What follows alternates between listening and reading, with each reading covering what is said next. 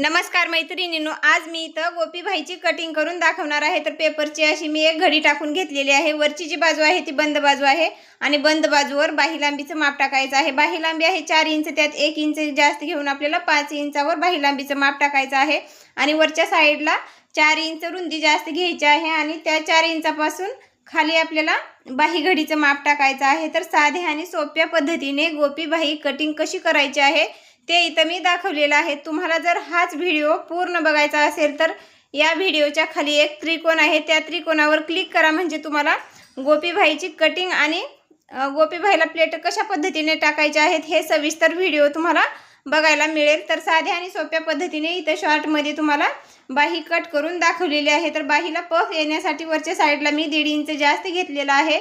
तर वरच्या साईडला जे 4 इंच अंतर जास्त घेतलेलं आहे ते बाहीला प्लेट टाकण्यासाठी ते 4 इंच अंतर जास्त घेतलेलं आहे। तर त्याच्यावरी बघा इथं 1.5 इंच जास्त घेतलेला आहे। तर तो गोपी बाहीला पफ यावा यासाठी ते 1.5 इंच अंतर जास्त घेतलेलं आहे। तर मैत्रिणींनो बघा, पुन्हा बाही शिवल्यानंतर बाहीला असा पफ येणार आहे। तर तुम्हाला ही बाही कशी वाटली ते नक्कीच सांगा।